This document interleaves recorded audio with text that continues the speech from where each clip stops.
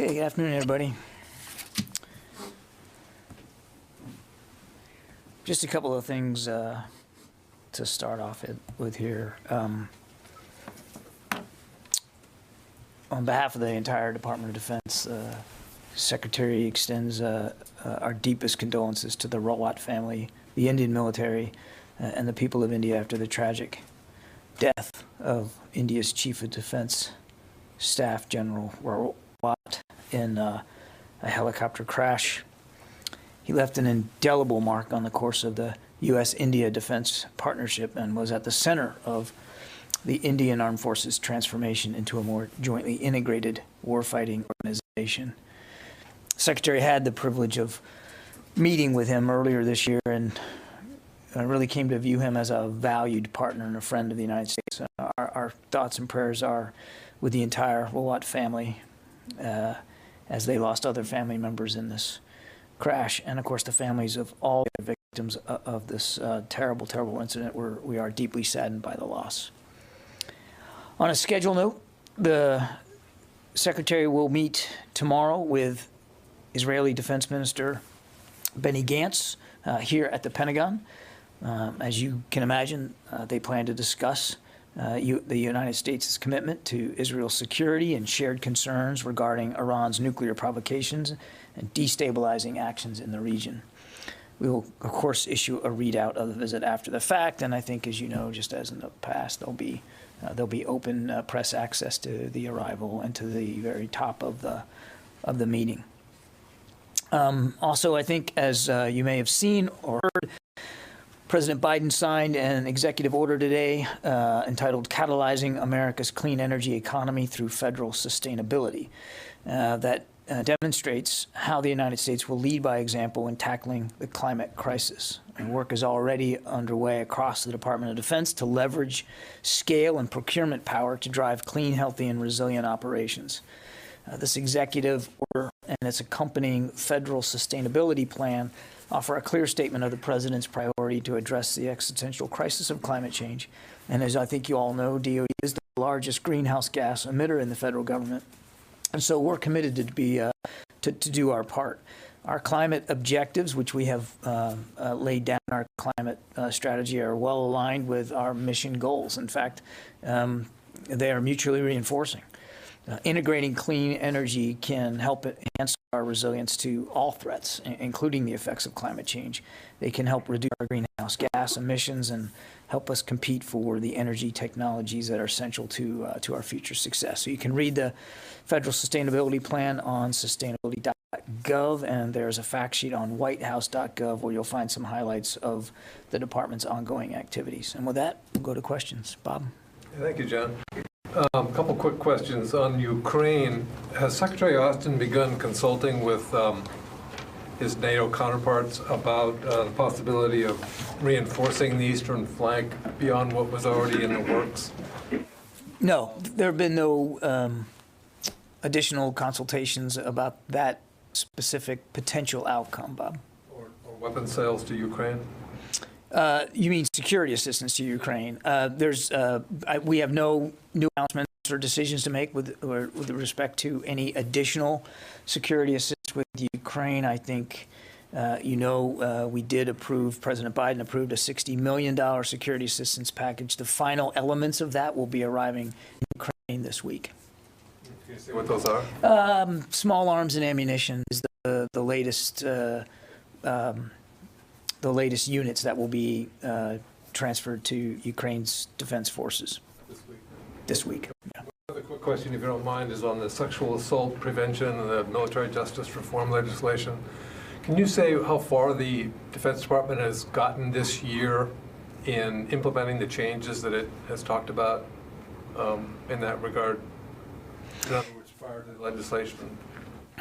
Well, I mean, you're not talking about just UCMJ reform. I take it. We have. I mean, the biggest thing we did this year was, get the independent review commission stood up, get their findings and recommendations all tabulated, and then you saw that Deputy Secretary Hicks issued an implementation roadmap to give us a process by which we could start to implement all those recommendations. And UCMJ reform and the legislative proposal that the department was fostering was one such accomplishment. We are working hard to develop a dedicated workforce for sexual assault, sexual harassment counselors and advisors. That's going to take some time, but the initial work of that is ongoing. We are looking hard at victim support and prevention techniques and trying to capture lessons learned throughout the force. We are, as I think we've talked about, we are taking a hard look at installation by installation. We're already doing that to look at what the unique challenges are in installations both at home and abroad, because some are just better equipped to deal with this challenge than others. Some of it is just based on geography and where they are and how much support they can get or how much resources they have applied to this. So there's been a lot of work, and it will be ongoing. This is not something we're going to take our foot off. Yeah. Abraham. Yeah, thanks, thanks, John. Following up his question on Ukraine, there's been this phrase thrown around by administration officials as well as DoD officials called "further invade Ukraine." This idea of if Putin were to further invade Ukraine, that would trigger some results. I wonder, from a DoD perspective, does further invade Ukraine mean putting Russian troops in Donetsk and Luhansk?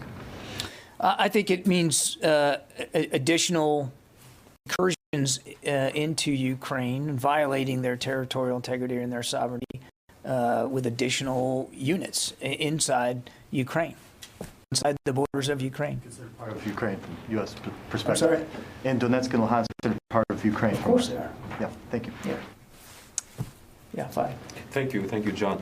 So on the meeting tomorrow with Minister Gantz, does the Secretary share with his Israeli counterpart the same conviction that there needs to be room for diplomacy with Iran, and that diplomacy for now is the best way to deal with its nuclear program? Does Minister Gantz share the? I cannot speak for Minister Gantz, Fadi. I think you can understand. I wouldn't do that. I'm not even always very eloquent speaking for this defense secretary, so I don't want to get in the habit of talking for another leader. But, and there's always a but on something like that, the way you phrased it perfectly captures where Secretary Austin is, that, as he said, no problem in the Middle East is easier to solve with a nuclear-armed Iran. He fully supports the diplomatic effort and outreach that the administration is pursuing in Geneva to try to get back into the Joint Comprehensive Plan of Action. He believes that diplomacy should absolutely be in the lead.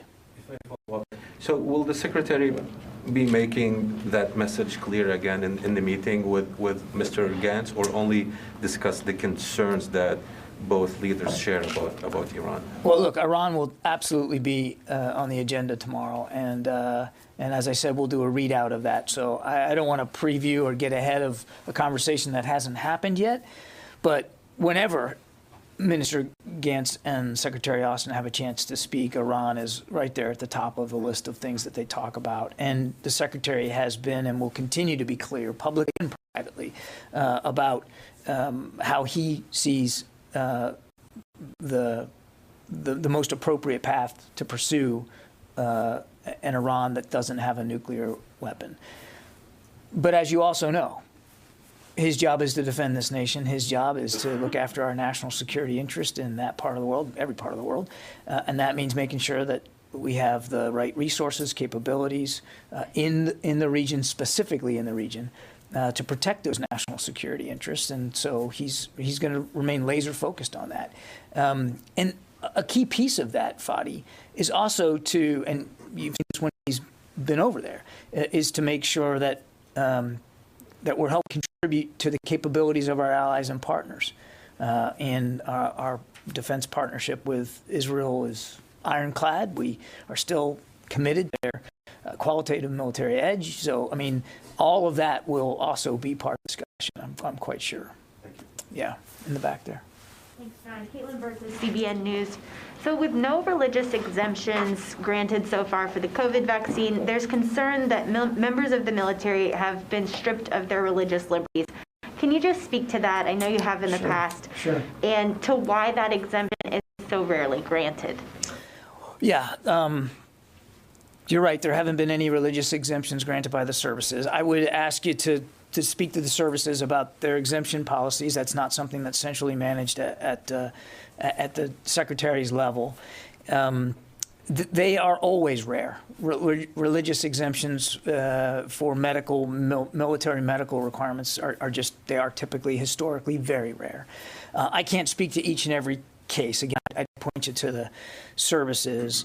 But this has absolutely nothing to do with trampling on the religious liberties of our men and women in uniform. I mean, one of the things that when you sign up to serve in the military, one of the many things that you sign up to defend is the right to worship, the right to or not to worship. And we obviously respect that inside the ranks of the military. That's why the services each have chaplain corps, corps of people dedicated to looking after the spiritual needs of men and women in uniform as well as their families. So this is not about liberties.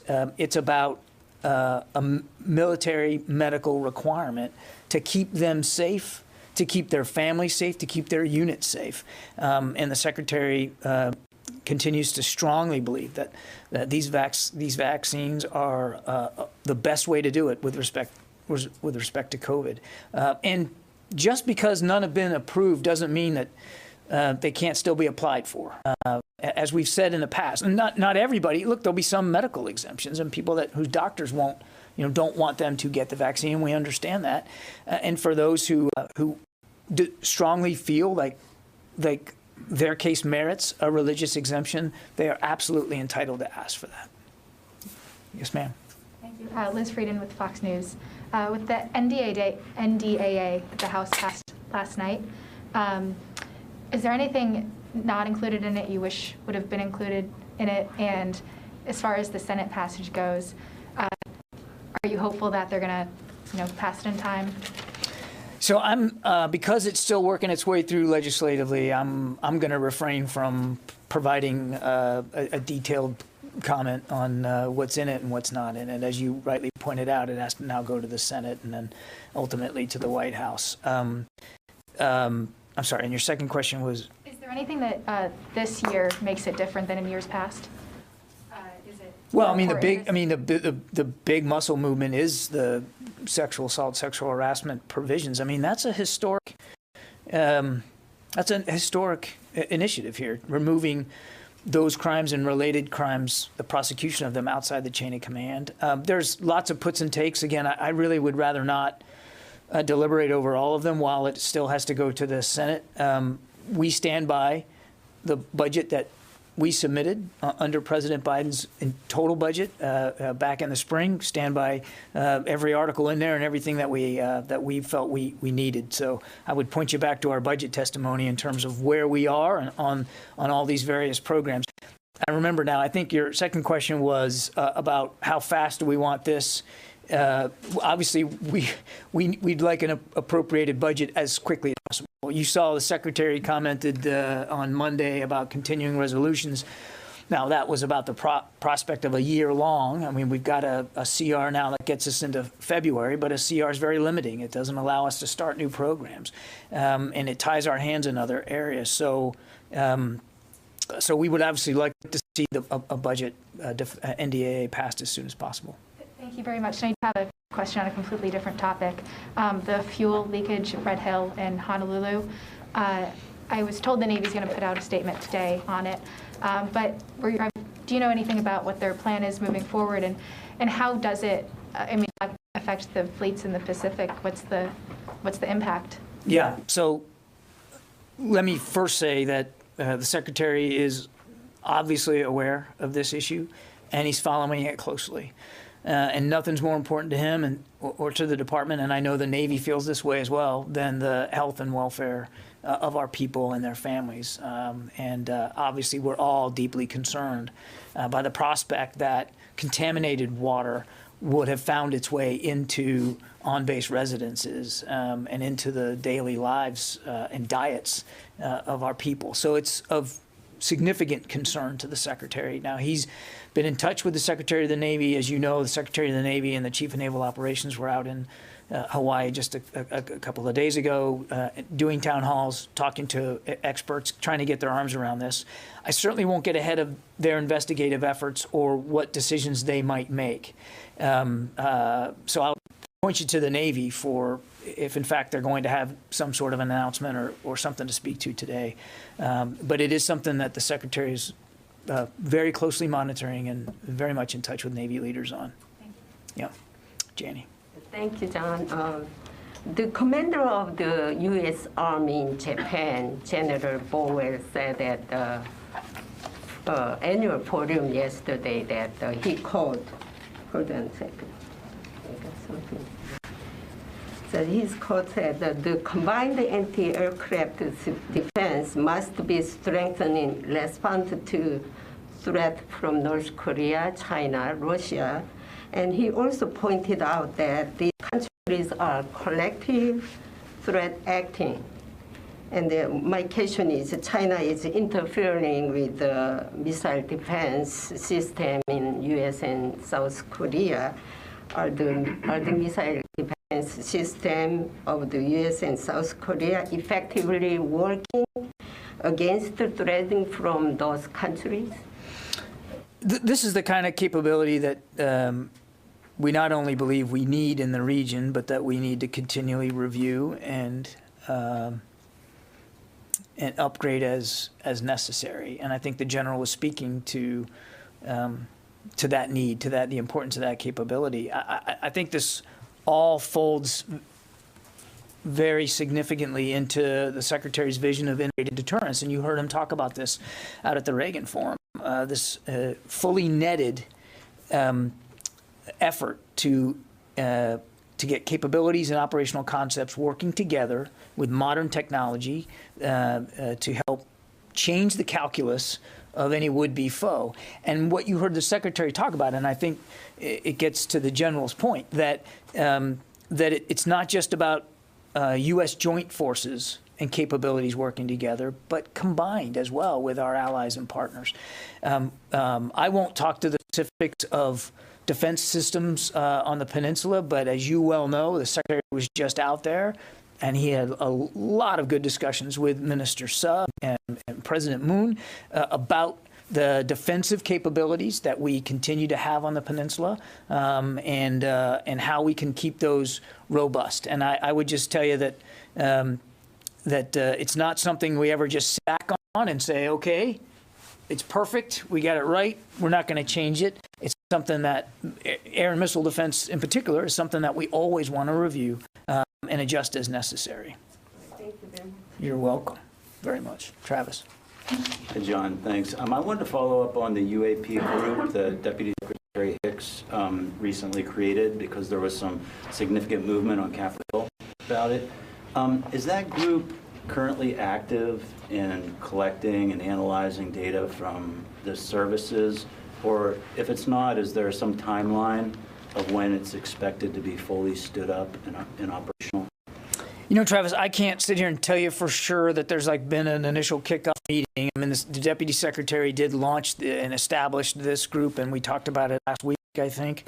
So it is active. It's a real thing. I mean, when the Deputy Secretary signs out a memo establishing a group, then it is established. But I don't have an update for you today on sort of what the battle rhythm is and how they're getting their arms around this. It's important to remember, it's not like it's a board of directors, but it's really about a process through which we can better collect reports, assess them, analyze them, and then make recommendations to policymakers as a result of them. So I want you to think more process and procedure and less about it being some sort of stationary group that sits in an office somewhere and has daily meetings. It's really about making sure that we are doing a better job at collating the information. As you know, it was prior to this kind of coming in sporadically mostly from pilots in the Navy and the Air Force, and there wasn't a common set of rules and procedures for how that information was being taken in and analyzed. If I could just follow up on it, because there is legislation on the Hill that deals with how it would be collected and who would do the collecting. So I'm wondering about, the department is vast. What are the mechanisms that DoD is using to collect this information? Are there actual individuals that go out and get it? Or are individual units, all the units within the department, being educated on how it should be collected and how it should be filed? Can you talk at all about how that work is being done? Yeah, I mean, I think as we talked about when we rolled out this group, they will be focusing on proactively identifying objects. So how that's going to be done, I don't know. And they've just recently been established. But it's about trying to, again, actively identify objects rather than just focusing on objects that were already observed but not identified. So again, what that's going to look like, I don't know. Clearly, they're still going to be interested in reports that are organic and are coming in just intrinsically from pilots that see things that they can't identify. So, I mean, my supposition would be that it'd be a little bit of both, trying to find ways to, as I said, more proactively identify objects, also taking in reactive reports that we get from aviators. Okay, let me go to the phones here. Louis Martinez. Hey, John. You mentioned with regard to the Hawaii fuel incidents that the Secretary is monitoring it closely. Given that Hawaii has a large joint presence of the services, is there consideration maybe to expanding whatever looks are ongoing right there at Pearl Harbor beyond there to some of the other bases belonging to the other services? I don't think we're at that point right now. That's not to say we might not need to get to that point, but I think I think we need to be informed by what the Navy's learning here. And they have just launched an investigation into this, and I think that will greatly inform whether there needs to be something additional done to look at other bases across the force. That said, I don't want that to be interpreted as, we don't take issues of contamination seriously. We obviously do, and so there's an expectation that service leaders and base commanders, installation commanders, are constantly reviewing and looking at their own environmental standards and how those standards are being met, so that our families, our men and women and their families can reliably live on base and safely live on base. That's something that we expect leaders to do all the time. So I think we'll see what the Navy learns here. Again, he's monitoring this closely, and if there are other decisions that need to stem from what they learn, I'm sure he will listen closely to that kind of advice and counsel, and we'll do the right things. We'll do the things that we need to do to keep our people safe. We take this very seriously. The reports are deeply concerning of people having to ingest or be exposed to contaminated water in military housing. I mean, that is no small matter. So he's going to stay closely looped in with the Navy throughout this process. Yeah, so. Hello, John. I would like to go back to Bob's question about reinforcing the defense of the eastern flank of NATO. I understand there are no more consultations, but is the Pentagon actively preparing sending supplemental forces or troops or weapons? Well, I don't mean to leave you with the impression, I hope I didn't do that with my answer to Bob, that there's not going to be any more consultations. We continue to consult with allies and partners about what we're seeing. But to your question about additional capabilities that the National Security Advisor said, we're not at that point right now. I mean, what Mr. Sullivan said was, if there is a further incursion and invasion into Ukraine, and if our NATO allies request additional capabilities to assist them with their own defensive needs or requirements, then we would positively look at those requests. So we're just not there yet, Sylvie. Okay. And still staying in the if, how long would it take between the request and the effective sending of troops or weapons? You won't like my answer, but it depends, right? I mean, it's going to depend on what the request is and how close those capabilities and resources are. I mean, we have, as you know from when we rolled out the Global Posture Review, we have a significant force presence in Europe already.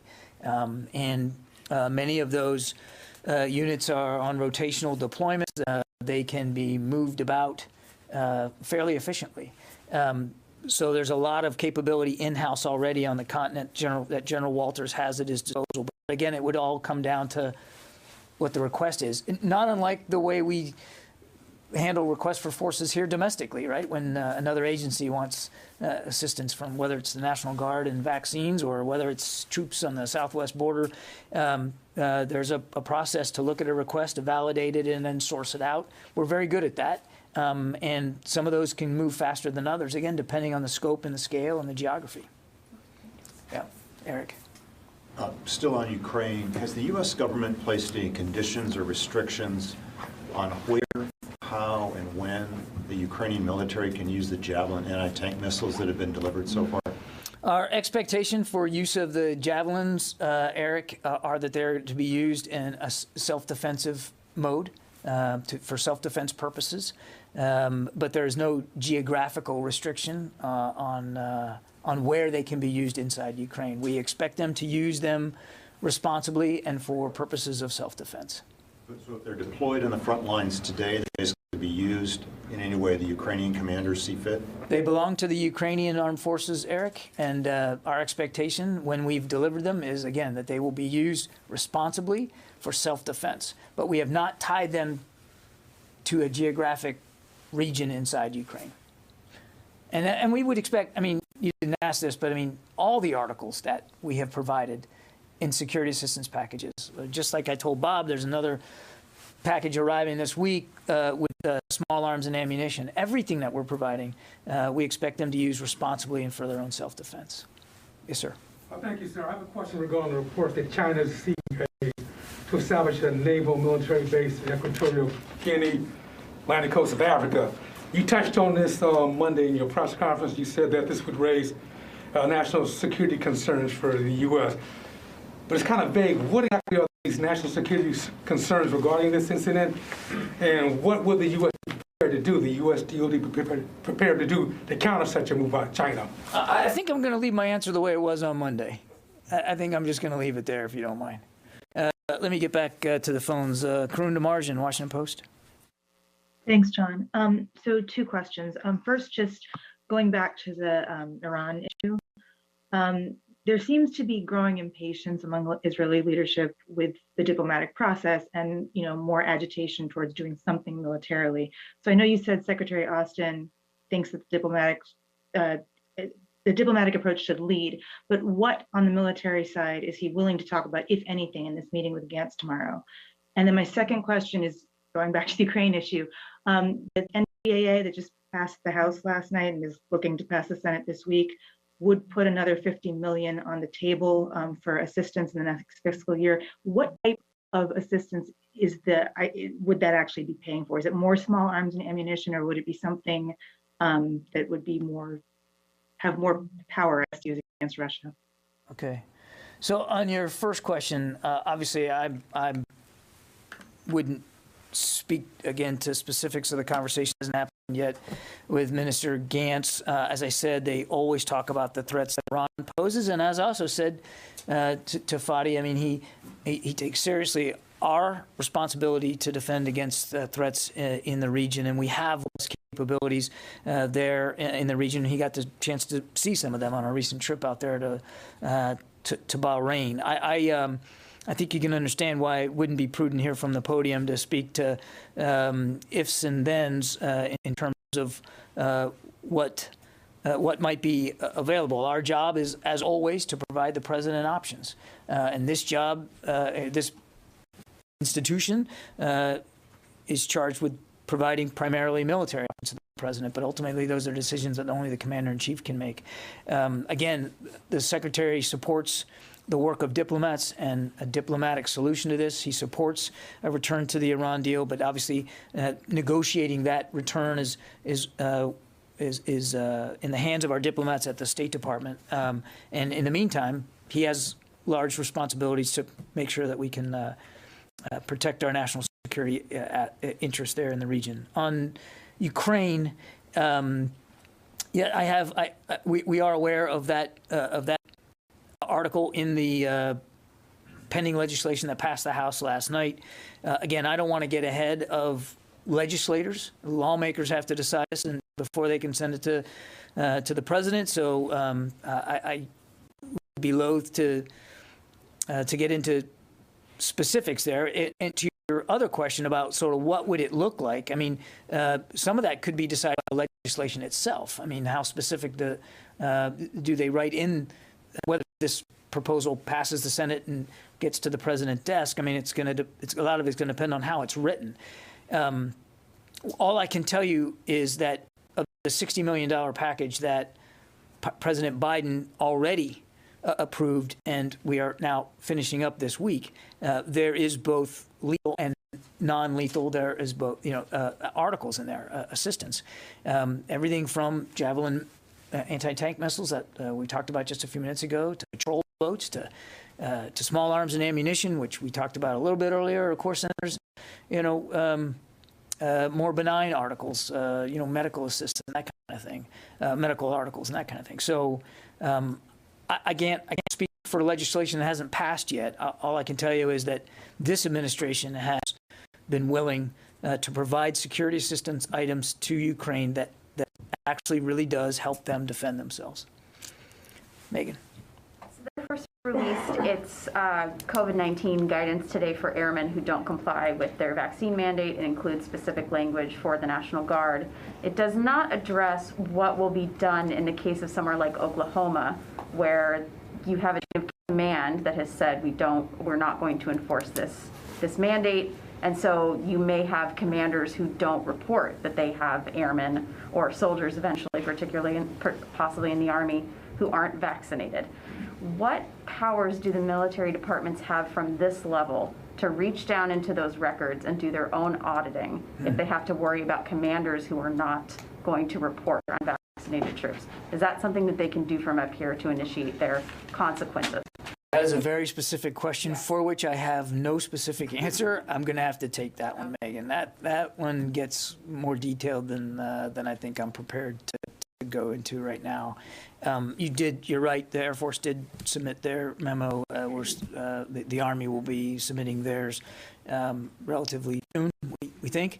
Again, the only other large point I'd make is this is a valid military requirement, and a member's participation, their ability to participate as a National Guardsman or as a reservist, quite frankly, could be put at jeopardy if they refuse the vaccine and they're not otherwise exempted. So Mike already wrote it down. I don't know how much we're going to be able to answer that, but we'll see what we can do. It may be that we point you to the guard bureaus, but let me take it, see what I can do. The question has become, if you have a chain of command that is not considers itself not accountable to the secretary at this point, Understood. How can you enforce this mandate when it is up to them to enforce it? No, I get it. It's a fair question. I'm not a legal expert on this, and I really don't want to venture into speculation here until we can do a thoughtful job of trying to answer it. I appreciate the thoughtfulness. All right. Okay, Sam Legrone from USNI. Hey, John. Earlier, y'all put out a statement warning about the effects of a year-long CR on the Defense Department budget. what do y'all know that we don't? Haven't really gotten a good sense of, that's a possibility right now. Is that something that y'all are trying to preempt with the statement, or just trying to understand how to put that into context? Thanks. Yeah, no, Sam, it's not about knowing something you don't. In fact, I rarely have found that I know something you don't. But we have sort of seen this play out before, or CRs of short duration get extended and extended, and I think this is really a chance for the Secretary to make clear his concerns about continuing resolutions in general, but also the prospect of this going longer. And he just wanted to be on the record to make sure that our troops and our families and the American people understood the damage that a long-term, in this case, potentially a year-long CR could have. But it wasn't about, it wasn't about having some specific sense of it that you don't have, Sam. It's really about just making sure that that we make clear the damage that a CR can have, particularly over the long term. Wafa. Hi. Tomorrow, the final meeting of the Military Technical Committee in Iraq is taking place. Can you give us an insight on whether there will be maybe an announcement regarding the end of the transition to a non-combat role? Could we expect that tomorrow? There'll be a joint statement, Wafa, issued at the end of the meeting. So I would stay tuned for that. What I can tell you is that the United States will uphold our commitments, the commitments we made back in July, including that there will be no U.S. forces with a combat role by the end of the year. U.S. forces will remain in Iraq, of course, at the invitation of the government of Iraq, in an advising, assisting, enabling, and intelligence sharing role to support the Iraqi security forces in their fight, their continuing fight against ISIS. So again, I'd stay tuned. We expect there will be a joint statement at the end of the talks tomorrow. Okay, I think I'll take one more here from the phones, and it looks like that might be doing it for us. Tony Capaccio. Hi there, John. I had a couple of questions on Ukraine. I want you to round it out a little bit. In the $60 billion package, how many of Javelins have been delivered to date on top of the roughly 360 that we've delivered over the last few years? I have an exact number for you on that, Tony. You do or do not? Do not have an exact number for you on that. All right. Can you take that as a question then? You said you had another one? Yeah. Has DOD made an additional recommendation to the White House that anything else be sent? Since November 1st, when tensions started roiling again over there. Look, I think, as you know, Tony, we're a planning organization, and we try to think through all manner of contingencies here. I won't detail interagency conversations one way or the other with respect to an additional security assistance package. You heard the National Security Advisor yesterday talk about this in broad terms, that's certainly an option, a possibility, should there be a further incursion in Ukraine. But there's been no decisions made about that, Tony. Not only a decision to do it or not to do it, but if to do it, what would that look like? I think those kinds of discussions are ongoing, and we're just not at that point right now. Okay. Thanks, everybody. I appreciate giving them more aid if Russia invades. I mean, why not give it before Russia invades? I mean, somebody might ask you that. Somebody might ask that. Yes, you're right, Tony. Somebody might ask that, but you didn't ask that, so I think I'm going to leave it where I left it. Thanks, everybody. Appreciate it. Have a good day.